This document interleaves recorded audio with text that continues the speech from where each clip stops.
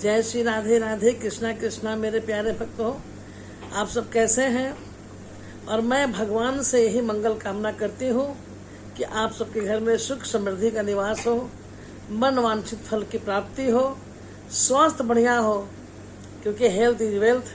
अगर हेल्थ अच्छा होगा तो आप सब कुछ कर सकते हैं। तो सब कुछ आज एक सुविचार में कि आज घर घर में ही तनाव है, चाहे मन की शांति नहीं है, अशांति फैली हुई है,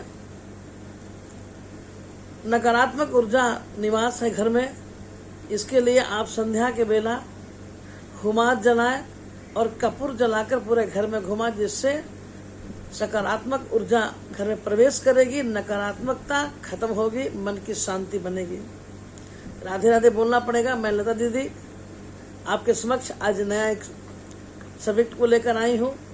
जो हमसे जुड़े हुए पहले से प्यार भरा जय श्री राधे राधे, और जो हमसे जुड़ेंगे उनको भी बहुत बहुत प्यार भरा जय श्री राधे राधे। लेकिन उनसे एक रिक्वेस्ट है कि आप हमारे बेल आइकन को बजाएं, बजाने के बाद हमसे जुड़ जाएं, ताकि हमारा नोटिफिकेशन आपके पास पहले पहुंच जाए और हमारा वीडियो को आप देख सकें। किस तरह के वीडियो आप देखना चाहते हैं, कम से कम कमेंट बॉक्स में ये तो लिखें। और प्यारे भक्तों, आप सभी से मैं कहती हूँ कि आप सब भी पूरी वीडियो को देखें और देखकर जो मैं कथा बता रही हूँ अपने बच्चों को सुनाएं, क्योंकि आने वाला समय बड़ा ही विचित्र आ रहा है। और आप जो अपने सास ससुर माता पिता कर रहे हैं, शायद आने वाला समय नहीं कर पाए, उसके लिए ये बीज आप लगाइए ताकि आपके बच्चे भी संस्कारी हों। हाँ, तो चलिए आज मैं कर्माबाई की एक सुंदर प्रसंग लेकर आई हूँ आपके समक्ष में। कर्माबाई नीची जात की थी, एक गांव में रहती थी, और उसके मन में, उनके हृदय में भगवान के प्रति वात्सल्य प्रेम था।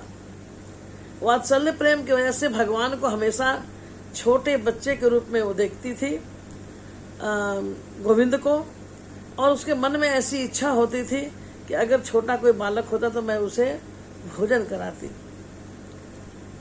और भगवान जगन्नाथपुरी, आप सब जानते हैं, तीर्थों में एक तीर्थ है 4 धाम में, जगन्नाथपुरी के पास ये गांव था। और देखिए भगवान जगन्नाथ जो है, इस वैसी महिला जिसके पास बहुत दिखावा नहीं था, कोई शोबाजी नहीं थी, कोई ऐसा उद्यम भी नहीं था, बस कृष्ण प्रेम था, वात्सल्य प्रेम था। तो भगवान उनके घर आने लगे छोटे से बालक बनकर, जैसे 1.5 साल के 2 साल के बच्चे होते हैं ना, उस तरह से। अब ये क्या करती, उस बालक को देखकर वात्सल्य प्रेम उमड़ पड़ता, खूब प्यार करती, और प्यार करके प्रातः काल ही वो खिचड़ी बनाती। और क्योंकि गरीब थी, उनके पास बहुत सुंदर सारा व्यंजन बनाने के लिए उतना था ही नहीं, तो दाल चावल मिला खिचड़ी बनाती और खिचड़ी खिलाते, और भगवान से बहुत लाड प्यार करती। अब भगवान मंदिर में उतने 56 भोग को छोड़कर भगवान आते थे नित्य प्रतिदिन, और कहते जल्दी कर्मा। और मैं ये सोचती थी कहीं बालक को देर ना हो जाए, तो प्रातः काल ही उठती, और उठने से ना स्नान करती, कुछ भी नहीं करती, पहले सर्वप्रथम ही वो खिचड़ी बनाती, और खिचड़ी बना के उतारते उतारते भगवान चले आते। हाँ, और आकर भगवान उसकी खिचड़ी का भोग लगाते। एक बार की बात है कि गांव में कुछ संतों का काफिला आया। जैसे गांव चलते कि तीर्थ में जा रहे हैं तो लोग जाते हैं और कहीं के गांव में रुक जाते हैं। तो ये साधुओं का एक मंडली था, उसी गांव में रुक गया। कथा होने लगी। कथा में मैया ने सुना कि भगवान की सेवा कैसे करनी चाहिए। जैसे मैं भी देती हूँ ना, भगवान की सेवा ऐसे करें, भगवान की सेवा वैसे करें, बोलती हूँ मैं, मेरे प्यारे। तो उसने सुना कि भगवान की सेवा करने के लिए सर्वप्रथम स्नान करना पड़ता है और उसके बाद पहले घर में झाड़ू लगानी पड़ती है, उसके बाद पूरा घर धो के पानी से साफ करके फिर खुद स्नान करना पड़ता है और तब भगवान के मंदिर की सफाई करनी पड़ती है और तब जाके भोजन प्रसाद बनता है और बनने के बाद ठाकुर जी को भोग लगता है, फिर आप पाइए। ये सब पूरी वृत्तांत को मैया ने सुना तो मैया के मन में आया कि मैं तो कुछ भी नहीं करती हूँ, मैं तो बस उठती हूँ प्रातः काल और मैं खिचड़ी बनाती हूँ। तो मैया ने सोचा कि नहीं, आज से मैं भी करूंगी। राधे राधे। मैया ने आज प्रातः काल उठी है माँ, पूरे आंगन को साफ की, उसके बाद स्नान किया, मंदिर साफ की जहाँ ठाकुर जी को रखी थी, फिर खिचड़ी बनाने लग गई। अब खिचड़ी बनने में देर होने लग गई। अब ठाकुर जी आधा खाते आधा खाए बिना चले जाते। एक दिन की बात है कि खिलाते में मैया को लेट हो गया और भगवान हड़बड़ी में, जल्दबाजी में उनके इधर में गाल के पास खिचड़ी लगी रह गई और अपने पीताम्बर भी, अब माँ के जो घर था, माँ का घर था मैया का, उसके आगे में बगान में बैगन लगाई हुई थी मैया। अब भगवान जब जाने लगे तो उसके पीताम्बर बैगन के कांटे में फंस गए। अब कन्हैया को ध्यान नहीं रहा, वो तुरंत चले गए और जैसे ही कपाट खुला तो पंडितों ने क्या देखा कि भगवान के पीताम्बर तो है नहीं और मुंह में खिचड़ी लगी हुई है। सोच में पड़ गए। गांव वाले ने कहा कि उनके पीताम्बर तो भाई उस माता जी के जो आंगन है वहां पे मिला है। सभी जो दूत लोग थे पता लगाए। अब वहां के पंडितों को ऐसा लगने लगा कि हम पंडित ब्राह्मण हैं, भगवान कभी इस तरह से किसी के पास चले जाएंगे, इस सोचने वाली बात ही नहीं है। तो भगवान छुप कर देखना शुरू किए। भगवान को छुप कर देखने लगे पंडित।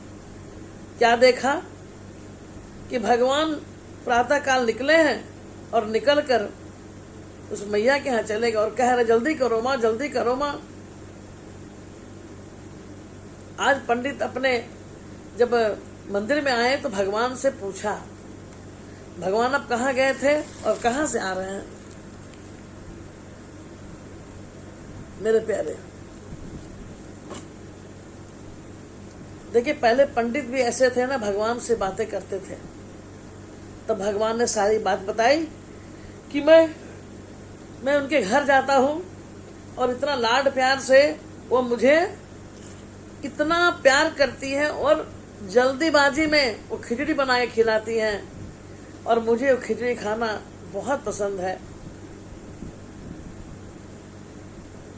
और ऐसा करो कि उस माता को हमारे इस मंदिर में ले आओ। ये सुनकर ब्राह्मण बड़ा उनको विचारणीय बात हो गई। तो ये जो कर्मा नाम हुआ ना उनका, माता जी का, जय श्री राधे, ये नाम उनका कर्माबाई नहीं था, नाम कुछ और था। लेकिन कन्हैया हमेशा कहते जाके कि कर्मा, जल्दी कर्मा, जल्दी कर्मा, तो उनका नाम हो गया कर्मा बाई। बाई बाई लोग बोलते थे उनको। तो जल्दी कर्मा ये नाम दिया ही जगन्नाथपुरी के भगवान जो कृष्ण के अवतार है। आपको पता है कि भगवान कृष्ण का दिल है उनके अंदर। जी मेरे प्यारे, और आज उस बूढ़ी माता को उस मंदिर में लाया गया और वही बनाती थी भोग और सब खाते थे। तो मेरे प्यारे, कर्मा बाई जो है उनको संतों ने यही कहा कि प्रेम, अगर भगवान से आपको प्रेम है तो प्रेम के आगे कोई कुछ नहीं कर सकता। भक्त और भगवान के बीच में तीसरा किसी कोई जगह नहीं हो सकता मेरे प्यारे। इसलिए जब भी भगवान से प्रेम करें तो निस्वार्थ करें, श्रद्धा से करें, ताकि आपको कुछ इच्छा के लिए अगर आप करेंगे तब तो आपको कुछ मिलेगा नहीं। कर्माबाई ने कुछ इच्छा के सिर्फ वात्सल्य प्यार के लिए। तो आज भी ये रीति चली आ रही है कि पुरी में आज भी खिचड़ी का भोग लगता है मेरे प्यारे। कर्माबाई इतनी सती रानी निकली कि आज भी उनकी गाथा को हम गाते हैं। और वही नहीं, अगर 50 हंडी चढ़ा है ना खिचड़ी का, 1 2 3 4 5 6 7 करके, तो सबसे पहला खिचड़ी जो का हंडी है वो 51 जो ऊपर में रखा वो पकेगा, फिर 50 पकेगा, फिर वैसे नीचे नीचे, और सबसे अंतिम में जो चूल्हे के ऊपर चढ़ा है ना, वो उस हंडी की खिचड़ी सबसे अंतिम में पकते हैं। तो क्या चमत्कार नहीं है? क्या बोलना पड़ेगा, राधे राधे। तो ये आपको कैसे लगी कथा कर्माबाई की? और आपको पता है कि 4 धाम में जगन्नाथपुरी भी एक धाम है, 4 धाम में जी।